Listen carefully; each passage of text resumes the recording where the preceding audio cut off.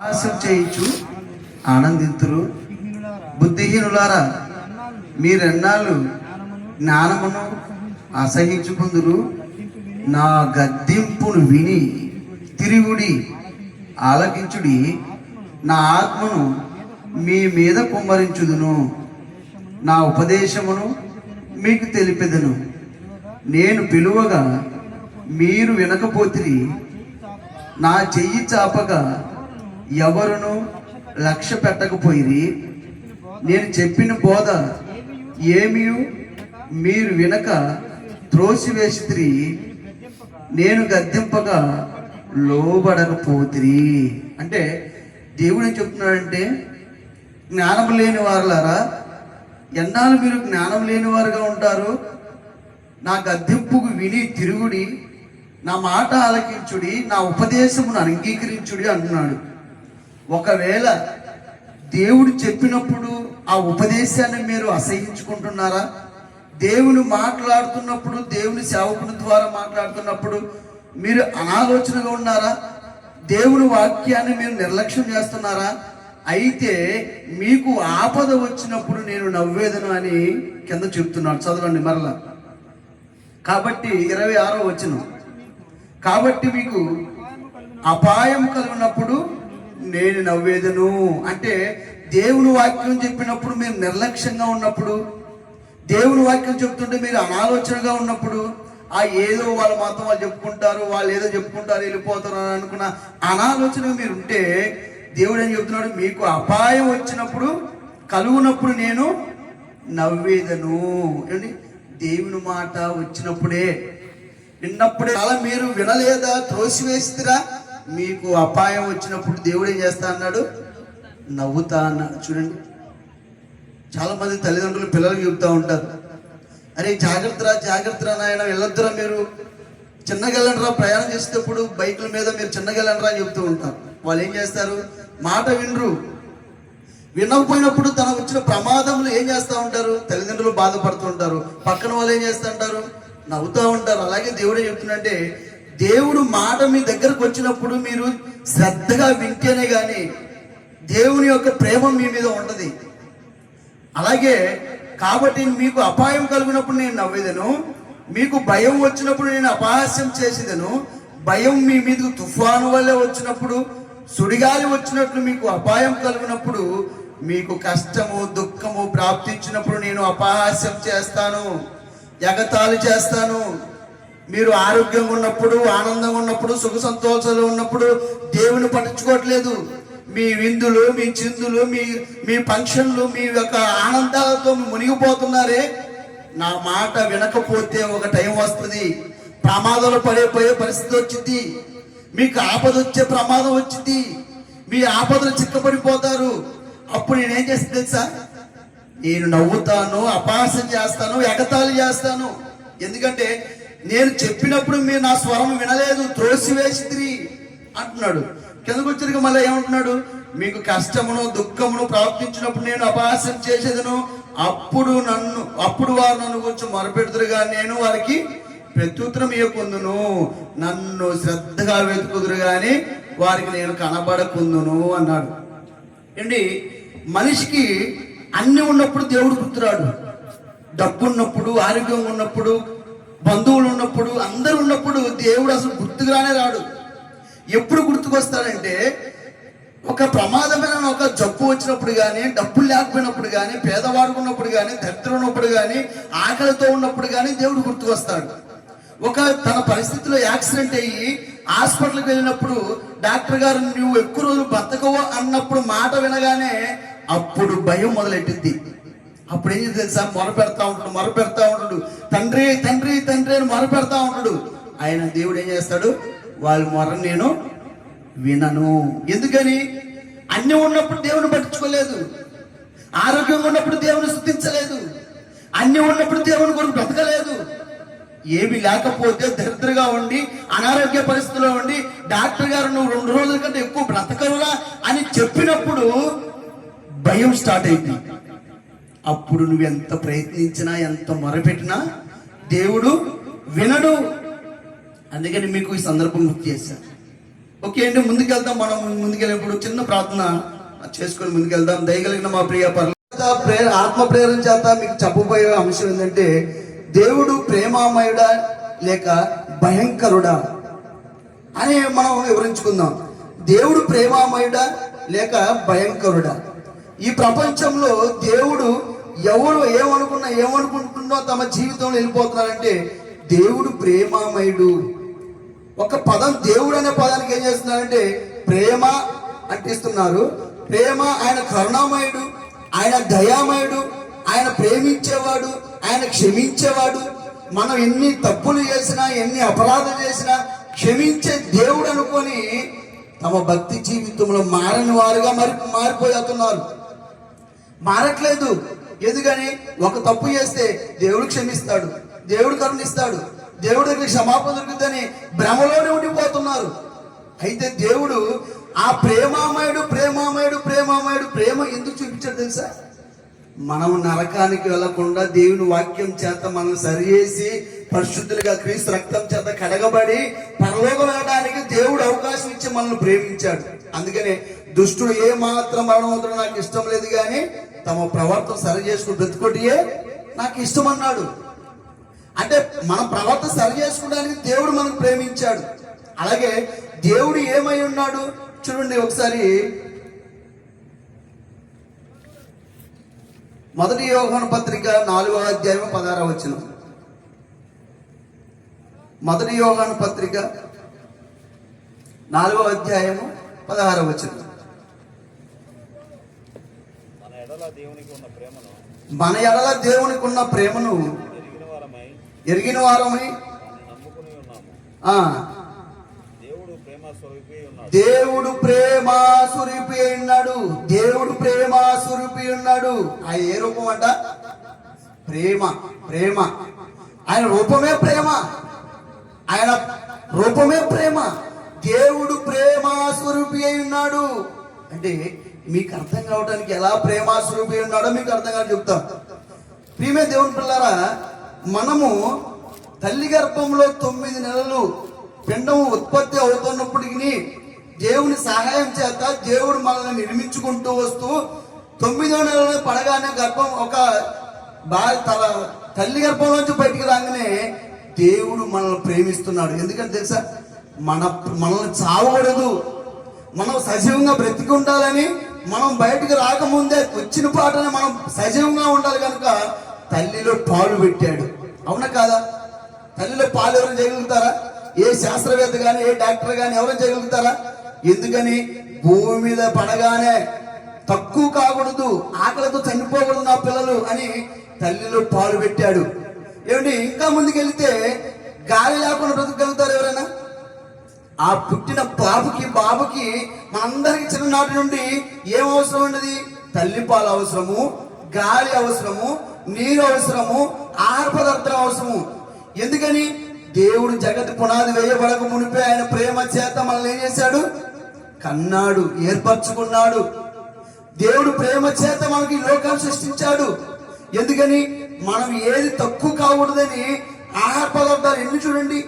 మనం తింటున్న ఆహార పదార్థాలు, ఆకుకూరలు ఎన్ని రకాలు ఉన్నాయి, కాయగూరలు ఎన్ని రకాలు ఉన్నాయి, మనం వంట వండుకున్న కూరగాయలు ఎన్ని రకాలు ఉన్నాయి. అంటే నా పిల్లలకి ఇది తక్కువ లేదని చెప్పుకోకూడదని అలా బ్రతకాలి వాళ్ళు అని దేవుడు సృష్టిని సమస్తాన్ని దేవుడు మనకి ఇచ్చాడు. ఏది తక్కువ కాకుండా ఉండాలని దేవుడు ప్రేమాస్వరూపి అయి ఉన్నాడు. చివరికి మనం పాపములతో చనిపోతే నరకానికి వెళ్ళిపోతున్న పరిస్థితి దేవుడు బాధపడుతూ ప్రేమాస్వరూపి యేసుక్రీస్తు వారిని సైతం లోకాన్ని పంపించేశాడు. మన పాపాలను కడగడానికి యేసుక్రీస్తు వారు ఆయన బలియాగం అయిపోయాడు. అన్న చెప్పిన దగ్గర మన కోసం మన దరిద్రం ఆయన మీద వేసుకున్నాడు, మన పాపం ఆయన మీద మోసుకున్నాడు. ఆయన దరిద్రుడే ఆయను. అంటే దేవుడు ప్రేమ ఇది. ఈ ప్రేమను ఎవరైతే నిర్లక్ష్యం చేస్తారో, ఎవరైతే తక్కువ చూస్తారో, ఓ దేవుడు ప్రేమించే దేవుడే కదా, మనం ఎన్ని తప్పులు చేసినా ఎన్ని యొక్క పాపాలు చేసినా క్షమించి అడిగిపోయి మన పెడితే క్షమించమని అడిగితే మన పాపాలను తుడిచివేయబడతాడు, క్షమిస్తాడు అనుకుని పొరపడుతున్నారా? అయితే దాని వెనుక ఇంకొక మాట కూడా ఉంది. ఒకసారి ద్వితీయోపదేశ కాండము 7వ అధ్యాయము 21వ వచనం చూడండి.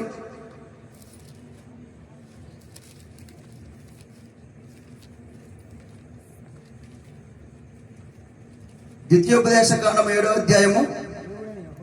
నీ దేవుడైన యెహోవా మీ మధ్య ఉన్నాడు,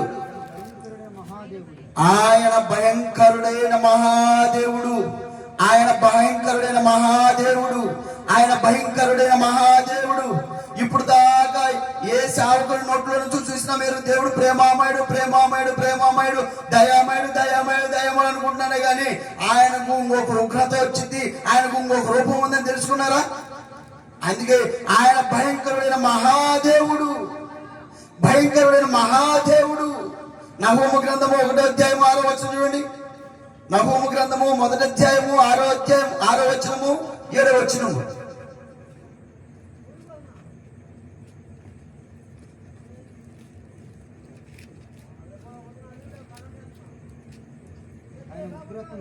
ఆయన ఉగ్రతను సహింపగలిగిన వాడెవడు?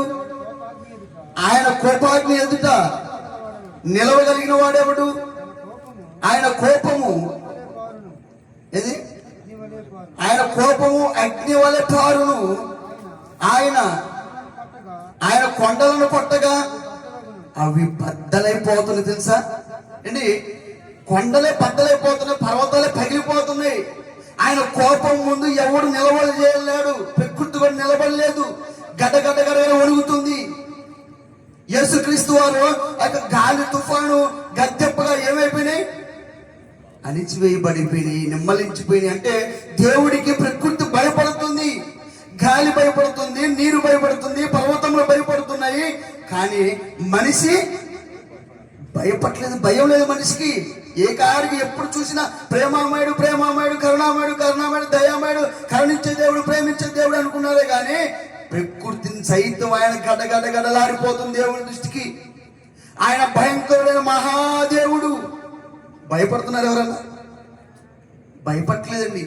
చిన్న దోమ కుడితే భయపడతారు, చిన్న పురుగు వాడితే శరీరం మీద భయపడతారు, పెద్ద గాలి విసిరగా మనం ఏమైపోతామని భయపడతారు, పెద్ద తుఫాను వస్తే భయపడతారు. కానీ ప్రకృతి సైతం దేవునికి ఏం చేస్తుంది? భయపడుతుంది, గడగడ వణుకుతుంది. కానీ మనుషులు భయపడుతున్నారు. ఇంకా దేవుడు ప్రేమమయుడనా ఇంకా ఏమైనా ఉన్నాడో మనం చూద్దాం ఒకసారి. హెబ్రీ పత్రిక 12వ అధ్యాయం 29వ వచనం. మీరు చాలా జాగ్రత్త వినాలి. హెబ్రీ పత్రిక 12వ అధ్యాయం 29వ వచనం. అందువలన మనము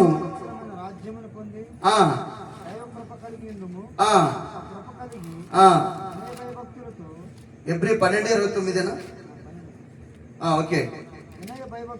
వినయ భయభక్తులతో దేవునికి ఎలయనగా మన దేవుడు దహించు అగ్ని ఉన్నాడు. మన దేవుడు ఏమై ఉన్నాడు? దహించు అగ్ని ఉన్నాడు. ఇందాక మనం చదువుకునే వచ్చినదే ఉంది, ఆయన మహో భయంకరుడు, దహించు అగ్ని ఉన్నాడు. ఇంకా చూడండి ఒకసారి హెబ్రీ 10వ అధ్యాయము 31వ వచనం చూడండి. దేవుడి యొక్క లక్షణాలు చెబుతున్నా. ఆయన కోపం ఎలాగుంటుంది, ఆయన విప్లవం ఎలాగుంటుంది? జీవము గల దేవుని చేతిలో పడుట బహు భయంకరము భయంకరము భయంకరుడు ఆయన. నువ్వు ఆయన చేతిలో పడి తప్పించుకోవడానికి నువ్వు వీలు కాదు. నువ్వు ఆకాశ మండలం ఎక్కుతావా, నిన్ను ఒక తన్నుదని పడేస్తాడు. నువ్వు పాతాళములకు పోతావా, ఆయన మరలా రప్పిస్తాడు. ఆయన భయంకరుడు, జీవముగా దేవుని చేతిలో పడిన బహు భయంకరము. ఆయన ఉగ్రతకు చాలిన వాడేవాడు, ఆయన కోపాగ్ని నిలవగలిగిన వాడేవాడు. కొండల సైతం పర్వతము సైతం ఆయనకి భయపడి లోబడిపోతున్నాయి, గడగడ వణుకుతున్నాయి. ఏంటి? ఇప్పుడు దాకా ప్రేమ ప్రేమ ప్రేమ ప్రేమ ప్రేమ అనుకుంటూ ప్రేమ అనుకున్న దాంట్లోనే మీరు నిర్లక్ష్యం చేశారు. దేవుడి మాట వినట్లేదు, దేవుడి కొరకు బ్రతకట్లేదు. ఆ ప్రేమించే దేవుడు కదా, ఆయన ఏం చేస్తాడు? ఆయన ఏ కత్తి లేదు, ఏ కర్ర లేదు, ఏ ఖడ్గం లేదు, మనల్ని ఏం చేయలేడు కదా.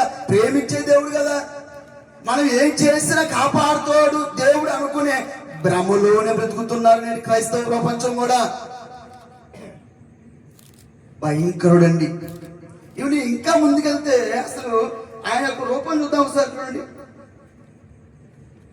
ఇర్మియా గ్రంథం 23:29.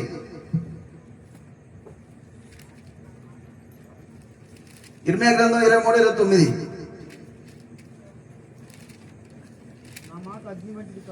నా మాట అగ్ని వంటిది కాదా,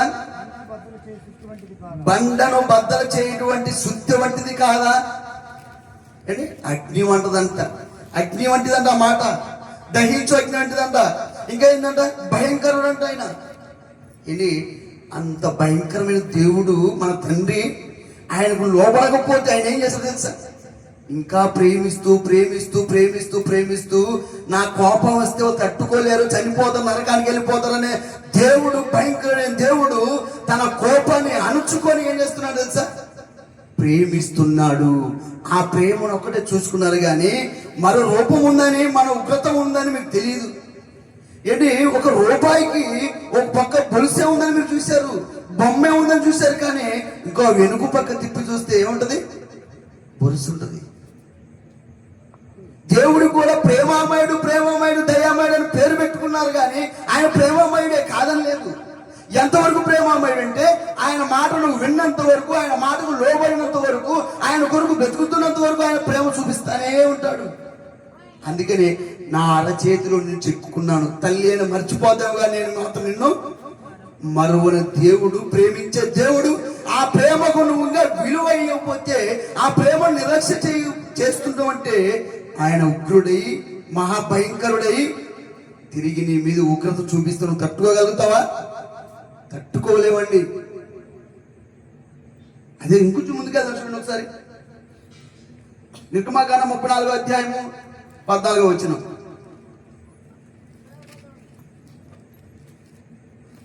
నిర్గమకాండం 34:14. ఏలయనగా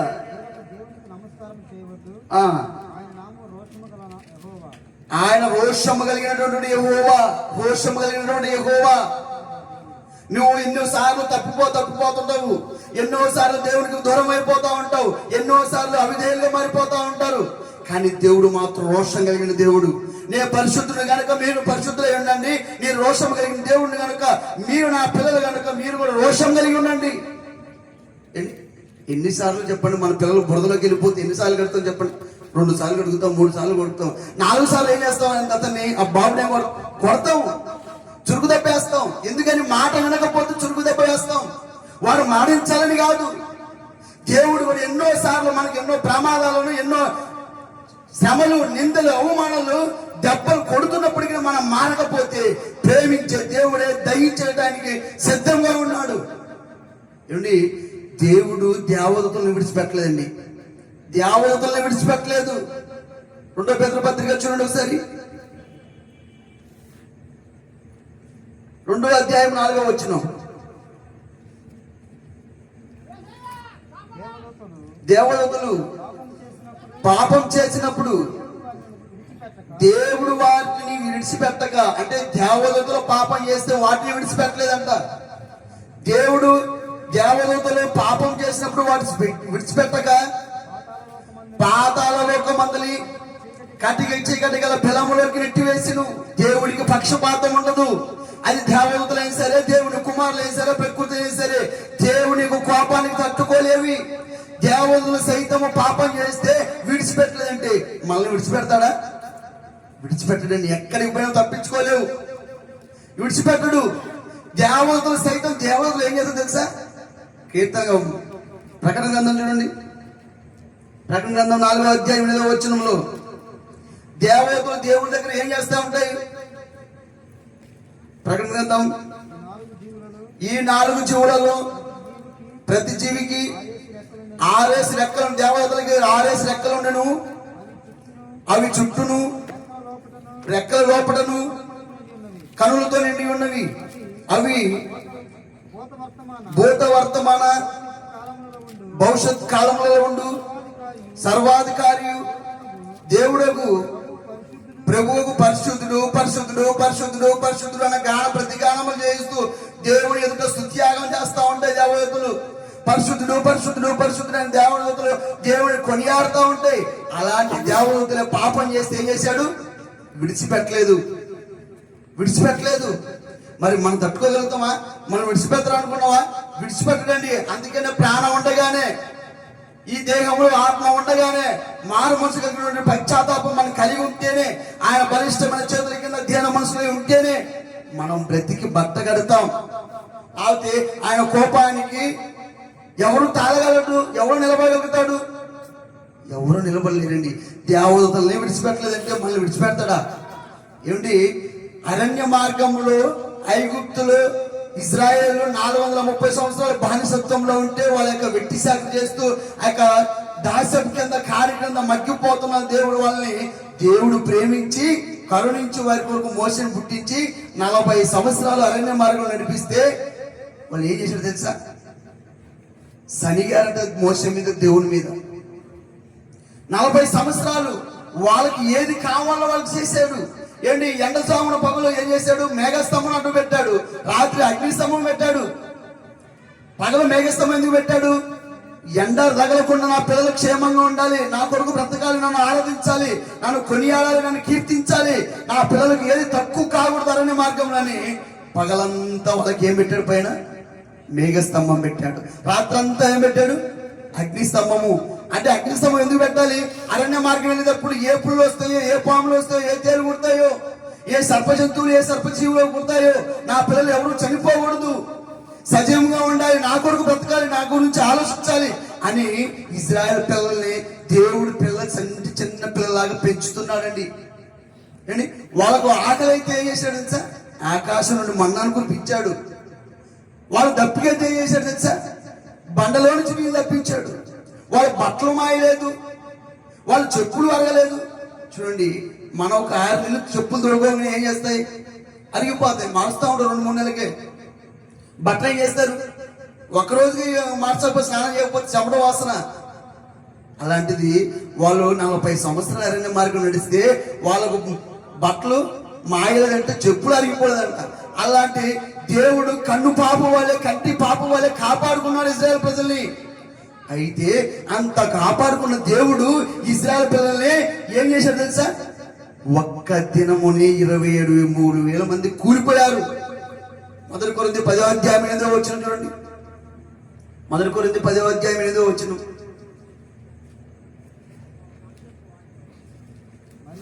మరియు వారి వలె మనము వ్యభిచరింపకయుందుము. వారిలో కొందరు వ్యభిచరించినందున ఒక్క దినమునే 23,000 మంది కూలిరి. మనము ప్రభువును శోధింపకయుందుము. వారిలో కొందరు శోధించి సర్పం వలన నశించిరి.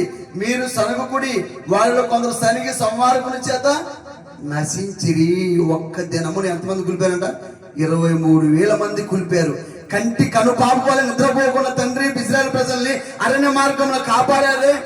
దాహం వచ్చినప్పుడు నీళ్లు, ఆకలి ఉన్నప్పుడు మన్నాను కురిపించి, పగలు మేఘస్తంభం, రాత్రి అగ్నిస్తంభం కురిపించి ఎన్నో అద్భుతాలు సూచక్రియలు చేస్తున్నప్పటికీ, వారిని కాపాడుతున్నప్పటికీ వారు మాట వినకపోతే, సలుగుకు సరికి, వ్యభిచరించరికి ఒక్క దినమని ఎంతమంది కూలారంట?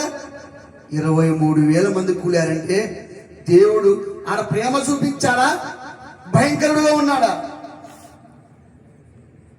ప్రేమ చూపించి చూపించి చూపించి మాట వినకపోయేసరికి, దేవుడి మీద ఎదురు తిరిగేసరికి ప్రేమించిన దేవుడే ఉగ్రుడే ఏం చేశాడు తెలుసా? ఒక్క దినం 23,000 మంది కూలిపోయారంటే సామాన్యం అండి. ఏంటి, ఇజ్రాయెల్ ప్రజల గురించి దేవుడు ఎన్నిసార్లు కోపపడ్డాడు. ఆ కోపాన్ని అంతా అణుచుకున్నాడండి. కీర్తన గ్రంథం 78వ అధ్యాయం 38వ వచనం చూడండి. కీర్తన గ్రంథం 78వ అధ్యాయము 38వ వచనం. అయితే ఆయన వాత్సల్య సంపన్నుడై వారిని నశింపచేయక, ఇజ్రాయెల్ ప్రజలను నశింపచేయక ఎన్నో మాటలు సనుక్కున్నారు. ఐగుప్తులో ఉన్నప్పుడు మాకు కీల దోసకాయలు, మంచి మంచి ఆహార పదార్థాలు పెట్టేవాళ్ళు. వాళ్ళు కొట్టేనా, తిట్టేనా, వెట్టిశాఖ చేపించేనా, మాకు ఏది తక్కువగా అక్కడ చూసుకునే వాళ్ళు.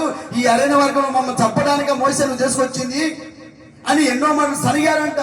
అయితే వాళ్ళ మీద ఏం చేస్తున్నట్ట? దేవుడు వాత్సల్య సంపన్నుడై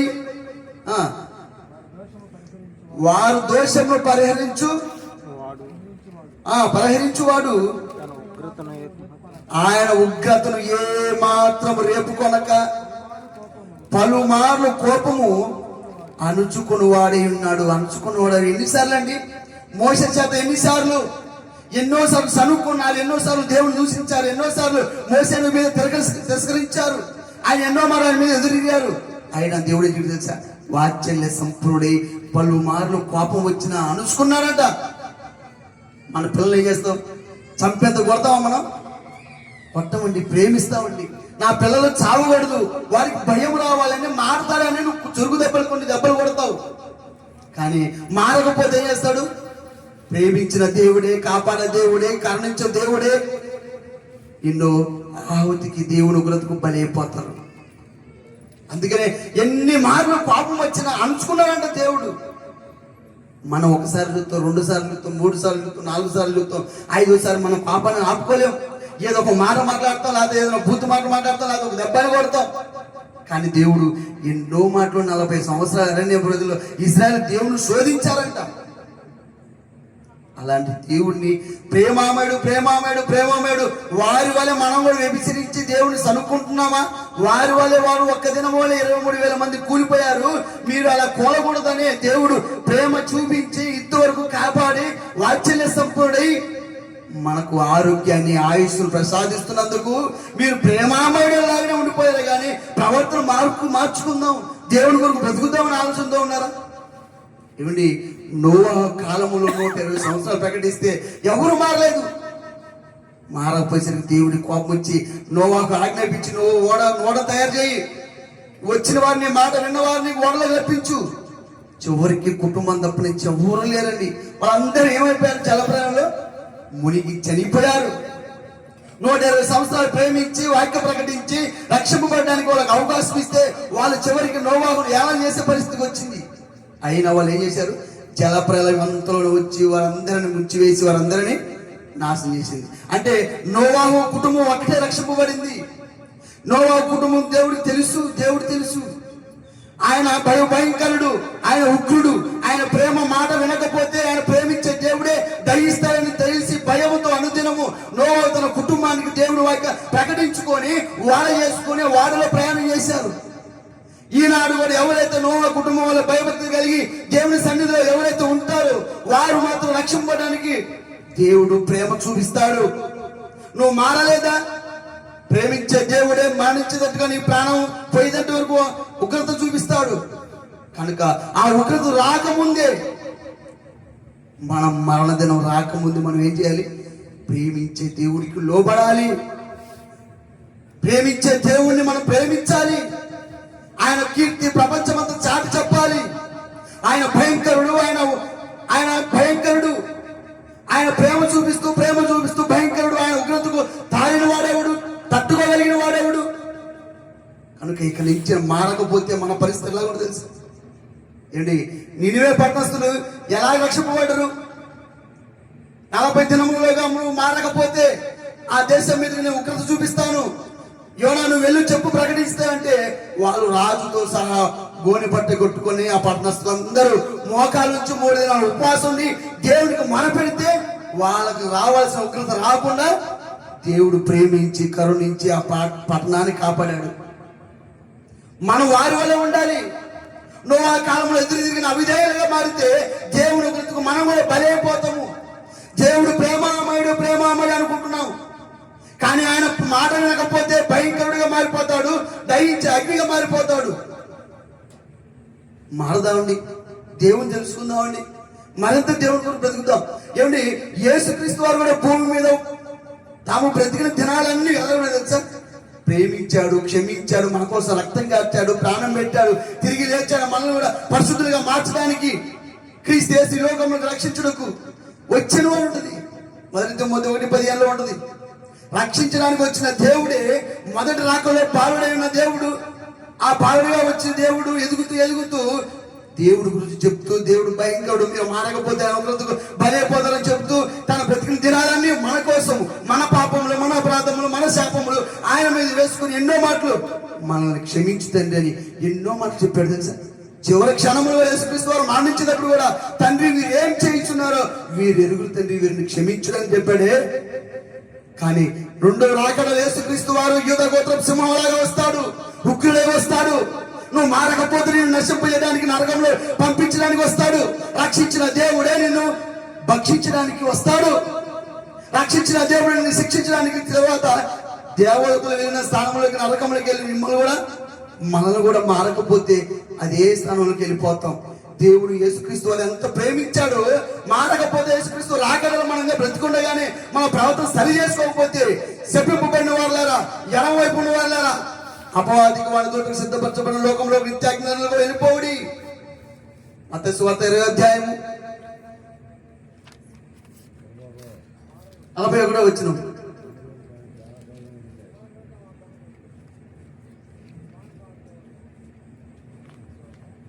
మత్తయి సువార్త 25:41.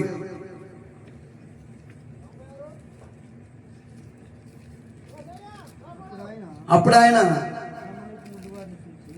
ఆయన ఎడమవైపు ఉన్న వారిని చూచి, శపింపబడిన వారులారా, నన్ను విడిచి అపవాదికిని వాని దూతలకును సిద్ధపరచబడిన నిత్యాగ్నిలోకి పోవుడి.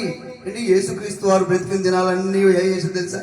ప్రేమించాడు, కరుణించాడు, స్వస్థ ఎంతో మంది రోగాలు ఏం చేశాడు, ఆకలి కొన్న వారికి ఆహారం పెట్టాడు.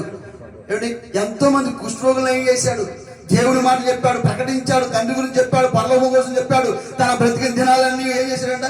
ఎబ్రీ పత్రిక 5:7 వచనం ఉంది. శరీరధారణ దినములలో ఆయన బహు రోదనను వేదనతో కన్నీళ్లు విడుచుచు తమ మానవుడిని కాపాడడానికి యాచనలు సమర్పణలు సమర్పించడం వలన ఆయన బ్రతికి పరలోకానికి వెళ్ళడానికి అర్హత సంపాదించుకున్నాడు. అదే యేసుక్రీస్తు వారు మొదటి రాకడలో ప్రేమించడానికి రక్షించడానికి వచ్చిన యేసుక్రీస్తు వారు రెండో రాకడలో నేను శిక్షించడానికి వస్తున్నాడు. మారకపోతే ఏదో గోత్ర సింహం వలె. ఆయన ప్రేమించిన దేవుడే, క్షమించిన దేవుడే, ప్రాణం పెట్టిన దేవుడే మన చివరికి నరకానికి పంపించే పరిస్థితి వస్తుంది. ఏంటి, యేసుక్రీస్తు వారి గురించి మీరు ప్రేమించే దేవుడు అనుకున్నారు కానీ, క్షమించే దేవుడు, మన కోసం రక్తం కాచిన దేవుడు అనుకున్నారు కానీ, నువ్వు మారకపోతే రెండో రాకడలో ప్రేమించిన దేవుడే, రక్షించిన దేవుడే, నీ పాపాలు తీసేసిన దేవుడే ఆయన నిన్ను నరకానికి పంపిస్తాను. తెలీదా? ఖచ్చితంగా మీరు గుర్తు పెట్టుకోండి. క్రీస్తు వారి గురించి మీరు తక్కువ ఆలోచించొద్దు. ఆయన ప్రేమామరుడు. ఆయన ఎంత మాటకి ఎంత విధేయులుగా ఉండి బ్రతికి ఆయన మాటకు లోబడి బ్రతుకుతామో, క్రీస్తు రెండో రాకడలో దేవుని కోసం బ్రతికిన వారందరినీ ఎత్తపడిపోతాం. దేవుని కోసం బ్రతకగా విధేయులుగా మారిపోయిన వారిని ఏం చేస్తాడు? నరకానికి పంపిస్తాడండి.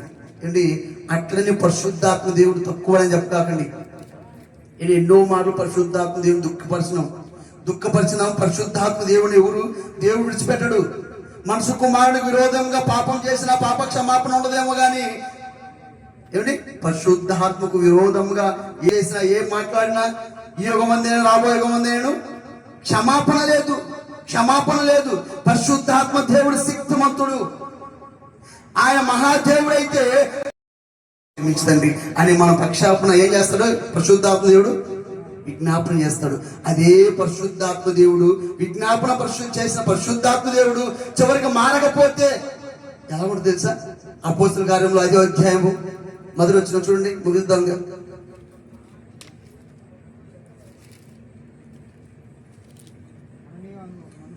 అననీయ అని ఒక మనుషుడు తన భార్య అయిన సఫీరాతో ఏకమై పొలం అమ్మారంట. ఇద్దరు భార్య భర్తలంట. వారిద్దరు దేవుని సన్నిధికి వెళ్తారంట, చర్చికి వెళ్తారంట, భయభక్తులు కలిగి ఉంటారంట. అయితే వాళ్ళిద్దరిని ఎరుకగానే వాళ్ళిద్దరు కలిసి పొలం అమ్ముకున్నారంట. పొలం అమ్ముకుని ఏం చేస్తున్నారు? అపోస్తల దగ్గరికి కానుకలు తీసుకురావడానికి వస్తున్నారు. అయితే అప్పుడు ఏం చేస్తారు చెప్పండి, చదవండి. అననీయ సఫీరా ఏం చేశారంట? పొలం అన్నారంట. ఆ డబ్బులు తీసుకురావడానికి సేవకుల దగ్గరకు వస్తే పరిశుద్ధాత్మను మోసపుచ్చడానికి మీరు ఎందుకు సాతాను మీ హృదయంలో ప్రేరేపించను? మీ పొలం ఇంతకు అమ్మినారని చెప్తే తప్పే ఉంది. మీరు ఇంతకు అమ్మాను, ఇంతకు ఇస్తున్న దేవుడికి అయ్యా అని చెప్తే తప్పేం లేదు. కానీ ఏం చేశారంట? పరిశుద్ధాత్మ దేవుని మోసపుచ్చారు. అప్పుడే ప్రాణం విడిచెను. కాపాడే దేవుడే పరిశుద్ధాత్మ దేవుడే. మన పక్షాపన విజ్ఞాపన చేసిన పరిశుద్ధాత్మ దేవుడే. ఆయనకు విరోధంగా మాట్లాడిన కానీ, ఆయన మోసపుచ్చితేనే కానీ, ఆయన కూడా ఎదుట మనము అపరాధం కనబడితే ఏం చేశారు తెలుసా? అననీయ సఫీరా ఇద్దరు ప్రాణం విడిచి అక్కడే చనిపోయారు. కనుక పరిశుద్ధాత్మ దేవుని మనం తక్కువ చేయకూడదు. యేసుక్రీస్తు వారిని ప్రేమించే దేవుడే అని ఆయన ఇంకా బాహాటంగా సిరివేస్తాం. తప్పు చేసినప్పుడల్లా, వ్యభిచరించినందువల్ల ఆయన బాహాటంగా సిరివేస్తున్నప్పుడు, కనుక భయంకరమైన దేవుడు, ఆ తండ్రి అయిన దేవుడు, ఆయన ఉగ్రతకు చాలిన వాడేవుడు. కనుక దేవుడు ప్రేమ ప్రేమ ప్రేమ అనుకున్నారే గాని, ప్రేమ మారకపోతే ప్రేమామయుడే ఉగ్రుడై వస్తాడు. ప్రేమామయుడే భయంకరుడుగా వస్తాడు, దహించుగా అగ్ని వస్తాడు. ఆయన మాట దహించు అగ్ని ఉన్నది. అగ్ని వంటిది కాదా, బండను బద్దల చేయి శుద్ధి వంటిది కాదు నా మాట అన్నాడు. కనుక ప్రియమైన దేవుని పిల్లరా, దేవుడు ప్రేమమయుడే కాదని లేదు. ఆయన ప్రేమ చూపబట్టి ప్రేమతో ఇంతవరకు మనం బ్రతికి ఉన్నాం. సజీవులుగా బ్రతికి పట్టగలుగుతున్నాం. ప్రేమించిన దేవుడే మారకపోతే శిక్షించడానికి వస్తున్నాడని పాపం మీకు చెప్పడం జరుగుతుంది. ఆయన ఓన్లీ ప్రేమామయుడేనే ఒక పక్కనే ఆలోచించమాకండి, ఒక పక్కనే చూడమాకండి. మారకపోతే ఇజ్రాయెల్ ఎలాగ సంహారం చేత అరణ్యములు రాలిపోయి కుప్పలు తెప్పలుగా ఎలా పడిపోయారో, మీరు కూడా మారకపోతే, మనం కూడా మారకపోతే నోవా కాలంలో ఆ కాలంలో అందరూ జలప్రలయం ఎలా ముంచేశాడు. మారకపోతే లోతు కాలంలో వ్యభిచరించడం చూడండి, చిన్న పిల్లలు మొదలుకొని వృద్ధుల వరకు వ్యభిచరించలేదంట లోతు కాలంలో. ఆయన విడిచిపెట్టాడా? అగ్నిగంధకముల చేత ఆ పట్టణాలందరినీ కాల్చేశాడు. దేవుడు ప్రేమించలేదు. అప్పుడు మారకపోతే దహిస్తాడు. ఈ కాలంలో మనం దేవుడు ప్రేమామయుడు మారకుండా అట్నే ఉన్నామా? క్షమిస్తాడు. మనం బాప్తిసం తీసుకోవచ్చు, రక్షణ పొందొచ్చు, మన పాపాలు కడిగి వేసుకోవచ్చు అని భ్రమలోనే బతుకుతూ అలాగే ఉండిపోతున్నాం మారు మనసు లేకుండా. శిలోయం గోపురం కింద పడి 18 మంది ఒక్క దినమున చనిపోయారంట. అంటే గోపురం పడి చనిపోయింది ఎందుకని? యేసుక్రీస్తు వారి దగ్గరకు వచ్చారు. మరి వాళ్ళు గోపురం పడి దేవాలయం దగ్గర వెళ్ళి ఆ గోపురం పడి చనిపోయారు. వాళ్ళు ఏంటి అంటే యేసుక్రీస్తు చెప్తున్నాడు, మారకపోతే మీరు కూడా అలానే చనిపోతారు. కనుక మారుతాం. దేవుణ్ణి ఒకే కోణము చూడమాకండి. ఇక నుంచి భయపడండి. దేవుని భయభక్తులు కలిగి ఉండండి. నా బ్రతుకు మారకపోతే ఇక దేవుడు క్షమించే దేవుడు, ఇప్పుడు దాకా క్షమించిన దేవుడు, ప్రేమించిన దేవుడు, కరుణించిన దేవుడు, నా ప్రవర్తన సరి చేసుకోకపోతే నన్ను కూడా ఇశ్రాయేలు కాల్ చేసినట్టు, లోతు కాలంలో కాల్ చేసినట్టు, జలప్రలయంలో ముంచినట్టు నన్ను కూడా ముంచుతాడు, నన్ను కూడా చంపేస్తాడు, నరకంలో పంపిస్తాడని భయంతో నువ్వు బ్రతికితే, భక్తి చేస్తే ప్రేమించే దేవుడు చివరి వరకు, శాశ్వతం వరకు నిన్ను ప్రేమిస్తాడు. లేదా నువ్వు మారకపోతే ప్రేమించిన దేవుడే ఆయన ఉగ్రుడై దహించు అగ్ని బద్ద చేయి శుద్ధి వంటి మనం తట్టుకోలేమండి. కనుక మారండి. ఈ రాత్రికాల సమయంలో దేవుని వాక్యం మనల్ని హెచ్చరిస్తుంది. ఇక నేను మారండి. నేను ప్రేమామయుడు. ఇప్పుడు దాకా మీరు అనుకున్నారు ఎన్ని పాపాలు చేసినా క్షమిస్తాడు, ఎన్ని అపరాధాలు చేసినా క్షమిస్తాడు, దగ్గర తెచ్చుకుంటాను అనుకున్నారు. కానీ దగ్గర తీర్చిన దేవుడే, ప్రేమించిన దేవుడే, ఓదార్చిన దేవుడే, శాశ్వతమైన ప్రేమతో ప్రేమించిన దేవుడే నిత్యాగ్ని దండలోనికి మమ్మల్ని పంపిస్తాడు. కనుక మారదామండి. ఆయన ఓన్లీ ప్రేమామయుడే కాదు, మారకపోతే భయంకరుడుగా, దహించు అగ్నిగా, రోషం కలిగిన దేవుడిగా, మహాదేవుడిగా ఉన్నాడు. ఆయన చేతులు పడుట బహు భయంకరము. ఇక నేను మారండి, భయభక్తులు జీవించండి, దేవుని బ్రతకమని కోరుకుంటూ ఈ మాటలు ముగిస్తూ ఉన్నాను. కళ్ళు మూసుకొని ప్రార్థన చేసుకుందామండి. మహాగణుడా, పరిశుద్ధుడా, కన్న తండ్రి, ఇంతవరకు మీ పిల్లలకి నాయన ఇప్పుడు దాకా ప్రేమామయుడు, దయామయుడు, కరుణించే దేవుడు అనుకొని, ప్రేమించే దేవుడు అనుకొని భక్తుల్లోనే మునిగిపోయారు. పాపాలు మానట్లేదు. పిల్లలకి హెచ్చరిక మాటలు చెప్పాను తండ్రి. ఈ మాటలు తమ బ్రతికి జీవితాంతకాలం గుర్తుంచుకొని భయభక్తులు కలిగి మీకు లోబడి, తండ్రి దేవుడు ఎంత భయంకరుడు అని మీకు లోబడి, మీ బలిష్టమైన చేతుల కింద దీన మనుషులకి అనుదినము తగ్గించుకొని మిమ్మల్ని ఇచ్చిస్తూ మీ నామాన్ని స్మరిస్తూ అన్ని జనుల ఎదుట మీ కీర్తించండి. మీరు భయంకరుడైన దేవుడని గుర్తిరిగి జీవితాంతం భయభక్తులకి జీవించే భాగ్యాన్ని కుటుంబానికి, ఈ మాటలు విన్న వీరందరికీ భయంకరుడిగా, శిక్షకుడిగా యేసుక్రీస్తు రెండో రాకడకు ఆయన మీ పిల్లలకు కావాల్సిన వర్తమానాన్ని రాత్రికాల సమయంలో అందించినందుకు మీకు స్తుతులు స్తోత్రం చెల్లిస్తున్నాం. ఆ తోటి దైవ సేవకులు జ్ఞాపకం చేసుకుని తను చేస్తున్న పరిచర్య అంతా తోడుగా నడిపించండి. ఈ గ్రామాన్ని కాపాడండి. గ్రామంలో నాయన ఎంతమంది అయితే మీకు అవిధేయులుగా ఉన్నారో అందరిని క్షమించి మార్చి, మారకపోతే ఉగ్రుడై శిక్షకుడై వస్తుడానని ఈ రాత్రికాల సమయంలో మాటల ద్వారా నీ వాక్కు చేత మాట్లాడించినందుకు మీకు కృతజ్ఞతాస్తుతులు గెలుచుకుంటూ ఈ ప్రార్థన మీ ప్రియ కుమారుడు మా రక్షకుడు యేసుక్రీస్తు వారి పేరిట ప్రార్థించి అడిగి వేడుకుంటున్నాం కన్న తండ్రి.